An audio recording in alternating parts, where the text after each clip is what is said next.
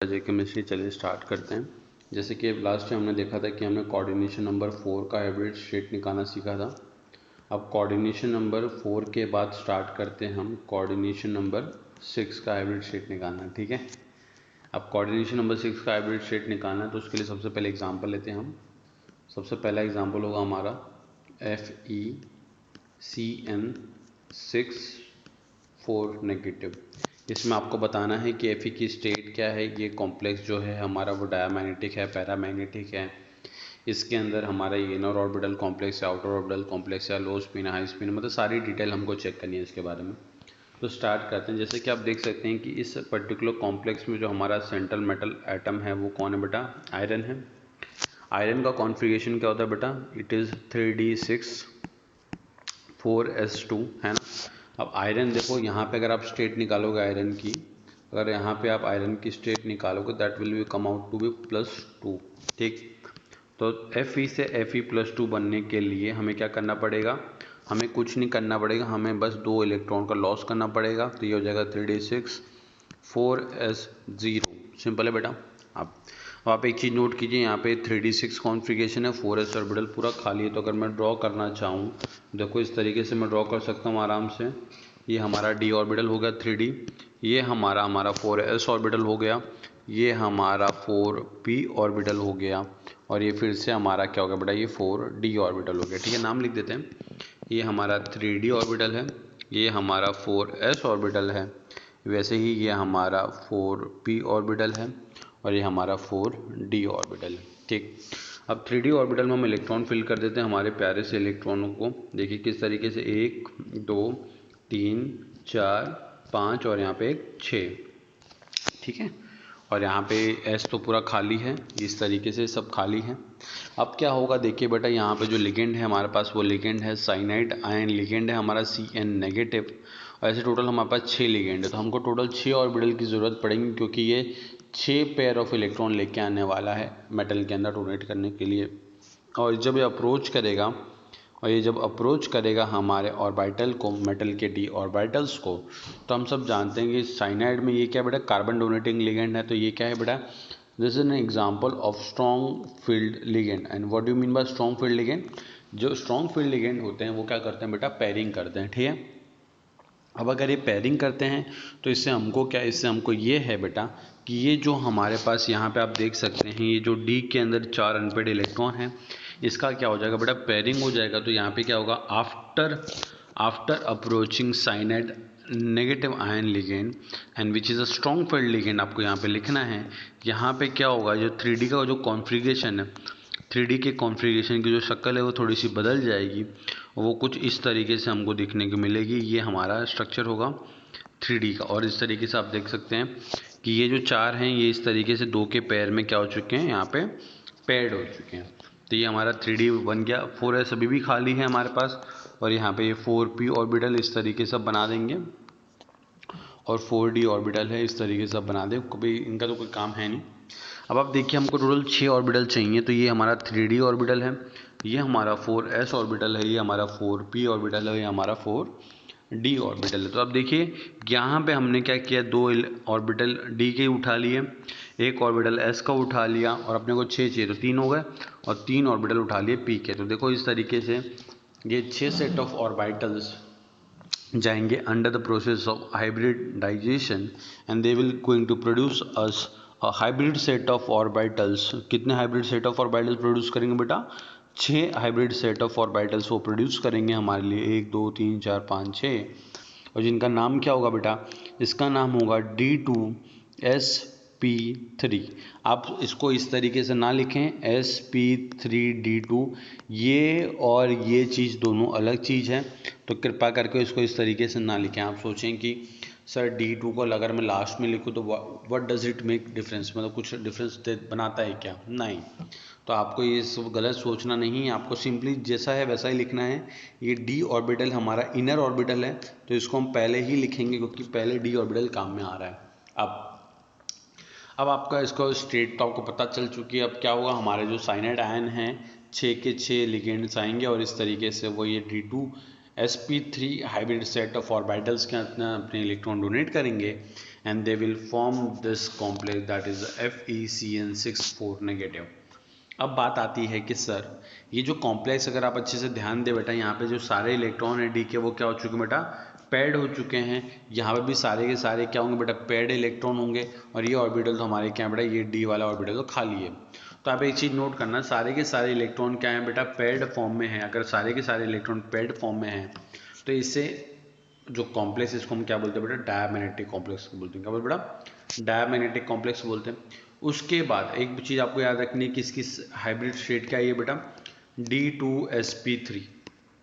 अब आप एक चीज़ याद रखिए कि इस वाले जो हमारा मॉलिक्यूल है या फिर इस वाला जो कॉम्प्लेक्स है, इसके फॉर्मेशन के अंदर हमारा जो इनर डी ऑर्बिटल है, देखिए बेटा एक डी ऑर्बिटल यहाँ पे भी है हमारे पास, एक डी ऑर्बिटल यहाँ पे, ये आउटर डी ऑर्बिटल होता है, ये होता है इनर डी ऑर्बिटल। तो जो आउटर डी ऑर्बिटल है अगर वो काम में आता है तो उसको हम बोलते हैं बेटा आउटर ऑर्बिटल कॉम्प्लेक्स। और अगर इनर डी कॉम्प्लेक्स काम में आता है तो उसको हम बोलते हैं बेटा क्या, इनर ऑर्बिटल कॉम्प्लेक्स। तो ये इसका एक और पॉइंट आप लिखेंगे इस तरीके से कि this is also known as inner, this is an example of inner orbital complex. और उसके बाद आप एक चीज़ याद रखेंगे, देखिए बेटा जो पहले जो मेटल था उसके पास 4 अनपेड इलेक्ट्रॉन थे बिफोर साइनाइड आयन जब इसको अप्रोच कर रहा था। बट जैसे ही साइनाइड आयन ने अप्रोच करा और ये हमारे कॉम्प्लेक्स का फॉर्मेशन करा, सारे के सारे अनपेड इलेक्ट्रॉन क्या हो गए बेटा, पेड हो गए। तो देखो बेटा यहाँ पे कुछ ना कुछ उसका मैग्नेटिक मूवमेंट रहा होगा, और अब मैग्नेटिक मूवमेंट क्या होगा बेटा, बहुत कम या फिर मिनिमम या जीरो बोल सकते हैं। तो देखिए इसका क्या है, स्पिन कम हो गया, इसलिए इसको क्या बोलते हैं बेटा, इसलिए इसको हम कहते हैं लो स्पिन कॉम्प्लेक्स। क्या बोले बेटा, लो स्पिन कॉम्प्लेक्स भी हम इसको कहते हैं। तो ये चीज़ आपको याद रखनी है। उसका जो शेप है वो हम बना देते हैं आपके लिए। इसका जो ज्योमेट्री होगी वो बहुत बहुत बच्चों वाली ज्योमेट्री है। क्या बनाएंगे बीच में बेटा, बीच में बनाएंगे हम आयरन इस तरीके से। हमारे पास टोटल देखो बेटा 6 लिगेंड है साइनाइड आयन के, तो इस तरीके से हम बनाएंगे 4 साइनाइड आयन साइड साइड में, ठीक। और ये चारों साइनाइड आयन क्या करेंगे, इस तरीके से कोऑर्डिनेट बॉन्ड के थ्रू इलेक्ट्रॉन देंगे इसको, ठीक।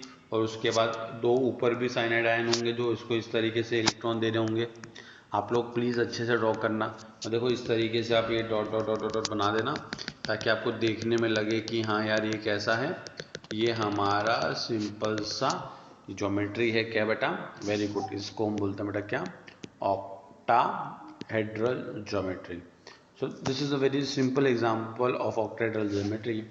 आपको ये चीज़ें बहुत इंपॉर्टेंट चीज़ याद रखनी है कि that this complex compound is a diamagnetic because all electron are paired, and this is an example of D2sp3 hybridization, and this is also known as inner orbital complex because inner d orbital is utilized in the formation of this complex, and this is an example of low spin complex because after the formation of complex the spin, or you should say the magnetic moment of the complex has been reduced।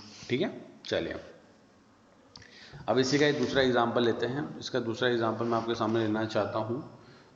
जैसे कि ये एक example हो गया, इसके बाद हम और कोई एग्जाम्पल ले सकते हैं क्या, हाँ ले सकते हैं, बिल्कुल ले सकते हैं। सपोज जैसे हमारे पास क्या है, एक दूसरा एग्जाम्पल लेता हूँ मैं, स्लाइड चेंज हो गया स्लाइड चेंज। अब सेकेंड एग्जाम्पल जो मैं आपके सामने लेने जा रहा हूँ बेटा, that is an example of FeH2O whole 6 times +2। ठीक है, अब आप ध्यान देंगे यहाँ पे कि यहाँ पे हमारे पास मेटल Fe है, H2O न्यूट्रल लिगेंड होता है, तो Fe की स्टेट क्या है बेटा, +2 स्टेट में है। H2O being oxygen donating ligand, ये क्या है बेटा, ये है वीक फील्ड लिगेंड। अब एक चीज़ आपको याद रखनी है कि कुछ वीक फील्ड लिगेंड कभी कभी स्ट्रॉन्ग फील्ड का काम करते हैं, कुछ स्ट्रॉन्ग फील्ड लिगेंड कभी कभी वीक फील्ड का काम करते हैं। वो कब करते हैं, वो जो स्पेशल केस है उसको हम अलग से एक चार्ट के फॉर्म में लिखेंगे, but now focus on this.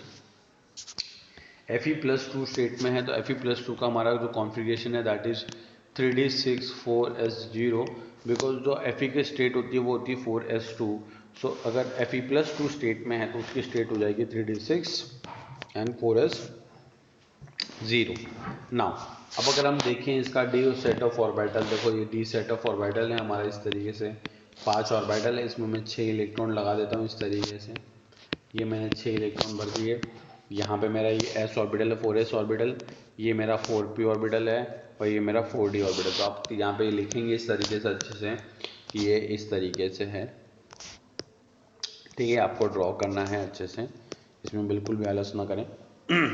अब क्या होगा कि हमारे पास 6 वाटर के मॉलिक्यूल्स हैं, या फिर हम कह सकते हैं जो हमारे लिगेंड इस केस में ये अपने इलेक्ट्रॉन लेके यहाँ पे आने वाला है। और आप देखिए this is a weak field ligand, this is a weak field ligand, so it is not having that ability or that energy to pair up this electron, मतलब इसके पास वो एनर्जी नहीं है कि ये इस इलेक्ट्रॉन को पेयर अप कर सके। तो ये इस तरीके से ही रहने वाले हैं, इसमें कोई चेंजेस आने वाला नहीं है। But we need a 6 empty orbital of a metal atom which is going to accommodate this 6 pair of electron that is coming from water. ठीक है, तो देखिए हमारे पास 6 पेयर ऑफ इलेक्ट्रॉन आ रहे हैं, हमको 6 ऑर्बिटल चाहिए। तो हम एक s का इस्तेमाल करेंगे 4s का, 3 4p का और 2 4d का इस्तेमाल कर लेंगे। और देखिए ये इस तरीके से क्या होगा, अंडर प्रोसेस ऑफ हाइब्रिडाइजेशन जाएगा और एक नया सेट ऑफ ऑर्बिटल जनरेट करेगा, जिसको हम प्यार से क्या बोलेंगे बेटा, जिसको हम प्यार से बोलेंगे क्या बेटा, sp3d2। अब आप d2 को लास्ट में लिख सकते हैं, बिकॉज डी देखिए आप, ये आउटर वाला काम में आ रहा है तो हम लोग डी को इस तरीके से बाहर लिख सकते हैं। अगर अंदर वाला आता है तो उसको अंदर लिखना होता है। ठीक है, तो इसकी स्टेट आ गई sp3d2। अब आप एक चीज़ याद रखिएगा, क्या क्या याद रखेंगे कि दैट इस पर्टिकुलर हमारे जो कॉम्प्लेक्स है इसकी ज्योमेट्री क्या है बेटा, इसकी ज्योमेट्री है हमारी ऑक्टाहेड्रल, इसकी हैबिट स्टेट है sp3d2। ठीक, उसके बाद this is the paramagnetic complex, and what do mean by paramagnetic complex, that it has some number of unpaired electron within its d orbital। And उसके बाद अगर आप देखें तो इसमें क्या हो रहा है बेटा, आउटर जो d ऑर्बिटल है, जो 4d ऑर्बिटल वो काम में आ रहा है, इनर d काम में नहीं आ रहा है। तो अगर आउटर d काम में आ रहा है तो उसको हम बोलते पड़ा क्या, this is an example of orbit और outer orbital complex, outer orbital complex. और देखिए ये क्या है, एग्जांपल है हाई स्पिन कॉम्प्लेक्स का, क्या बेटा, this is an example of high spin complex.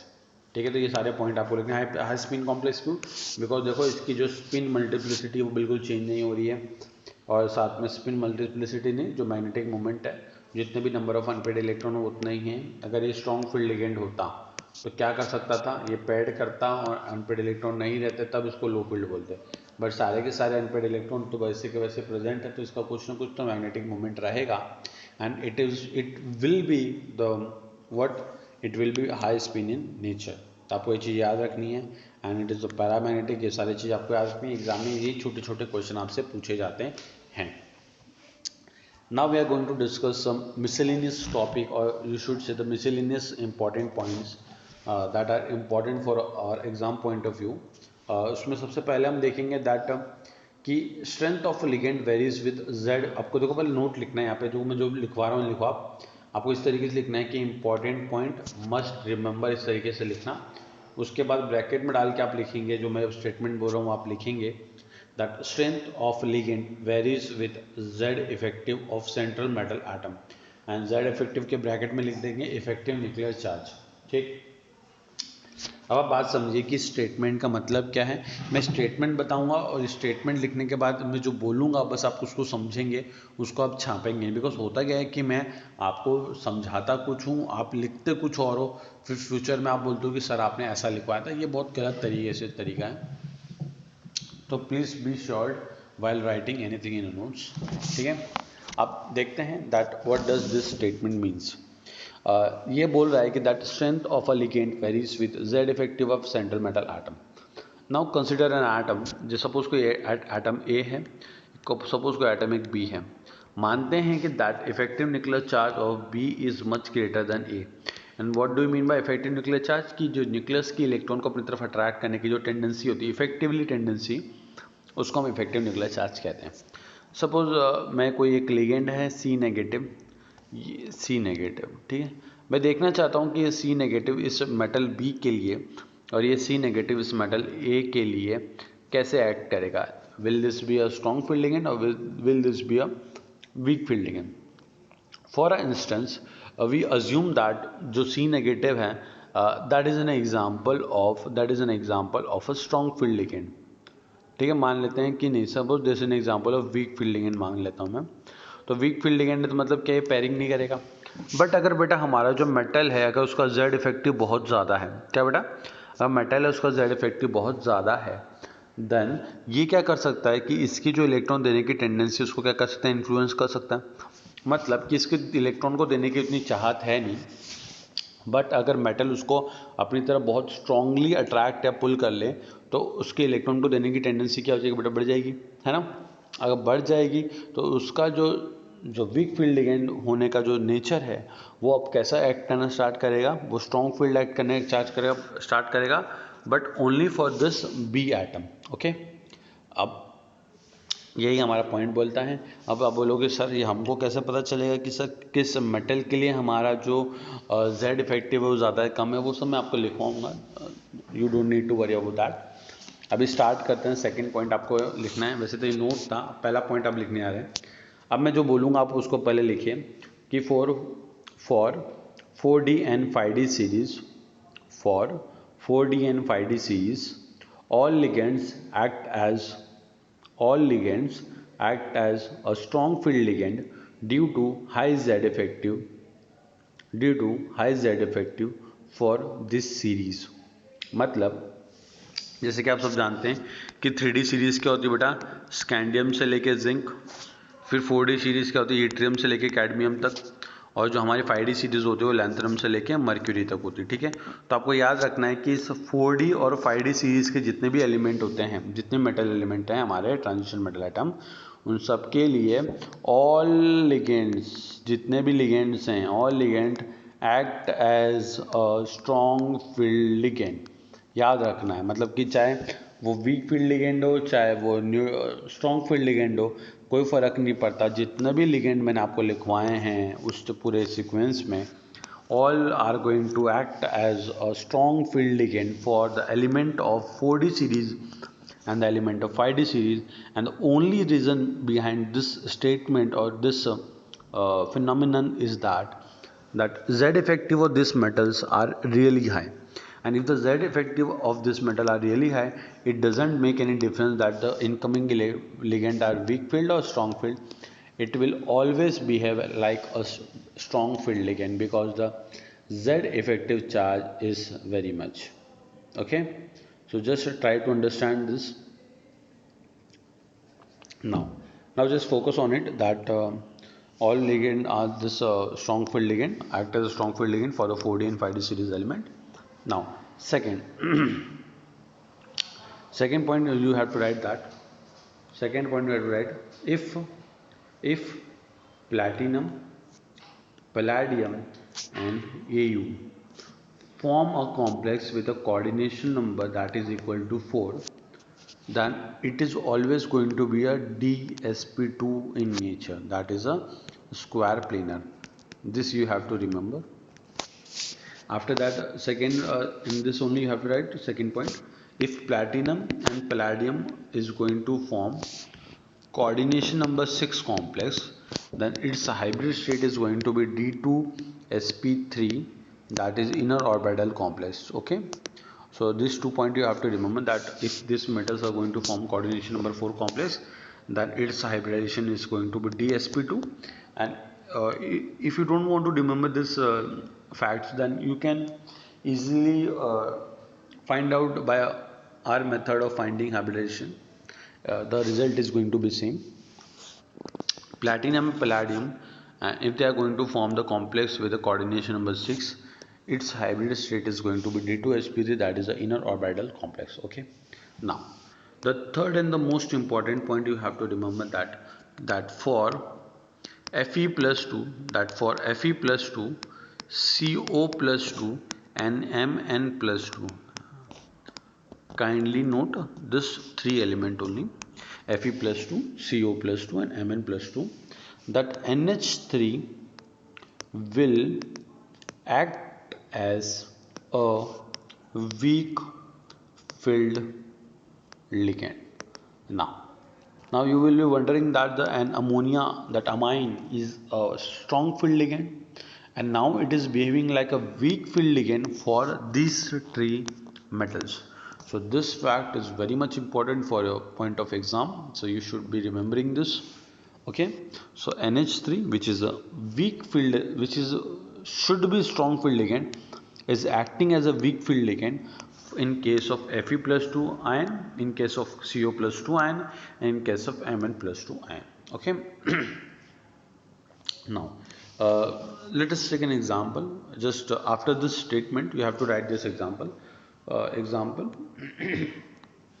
that suppose if you have FeNH3 plus 2, and I'm asking you to find the hybrid state of Fe in this, so it is going to be come out to be sp3d2. That is the outer orbital complex, okay, not the inner orbital complex. If you are going to consider the amine, if you are going to consider amine as a strong field ligand, then it is going to come out as a d2sp3. But in real life and in real facts, it is sp3d2. So note down that an amine in case of Fe plus 2, Co plus 2 and Mn plus 2 metal ions act as a weak field ligand. So accordingly you have to find the hybrid state of metal and other properties like the diamagnetic, that now in this case it will be the paramagnetic, it will be the outer orbital complex, it will be the high spin complex. So all your point you need to remember about this, okay. The third and the most important point regarding all this is, again third and fourth points, sorry, my mistake.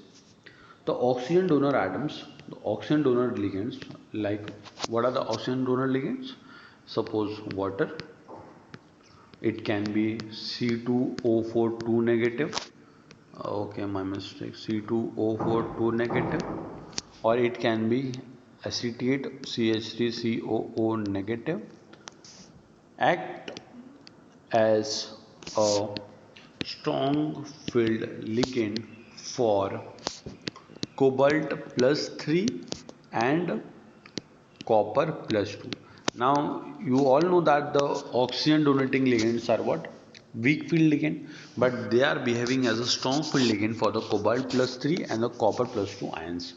And all these facts are coming because of the observation they made in the laboratory by doing the practicals.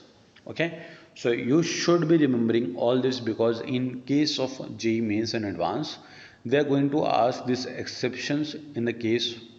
Suppose if you are considering water as a weak field ligand, and you are finding something as a magnetic, we are finding magnetic moment of a property of any complex, then sometimes it happens that the answer which you have calculated is not going to be same as the actual answer which should be there in your exam, okay. So please remember all these facts, okay. Now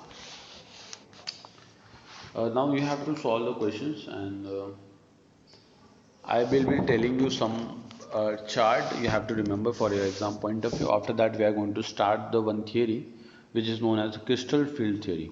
Okay, so just make the chart which I am preparing right now. That the the hybrid state, या फिर hybridization you can write it. The hybridization and the orbitals involved, या फिर orbitals used in hybridization. This is the important, because sometimes they ask such factual question as well. So you have to write suppose if the hybrid state is sp3d, so then orbitals used are s, px, py, pz and dz square. If our hybrid state is sp3 dsp3, then the orbital used are dz square, s, px, py and pz. This is outer orbital and this will be the inner orbital, okay. If suppose they are giving you sp3d2 and asking you that what are the orbitals that are used in this process, then you should be remember this, that dz square plus dx square and y square. And remember these two are what? Outer orbital, because all we know that if the dsp3d2, it means outer orbital complex, so they are outer orbital, outer. And if you are writing d2sp3, then it is going to be dz square plus dx square dash y square plus s plus px plus py plus pz. Suppose dsp2. In dsp2 you have to write dx square y square s plus px plus py, and suppose sp3d3 is a hybrid state, then you have to remember the s, px, py, pz, dxy, dyz and dxz. So this is important. In exam they are going to simply ask you that in a case of sp3d2, tell me that what are the d orbitals that are being used in forming this hybrid state orbital. Okay, so today we are uh, doing up to this topic only. Tomorrow we are going to start with a topic known as CFT, crystal field theory, and that we have to see that how the d orbital is being splitted in the case when the strong field ligand approaches, and we have to see the octafield splitting and the tetrafield splitting, and after that we are going to see that how the factors affect the CFSE, that is the crystal field stabilization energy, and I will be also telling you that how to find the crystal field stabilization energy or how to calculate actually. Okay, so thank you so much. This is Chemistry.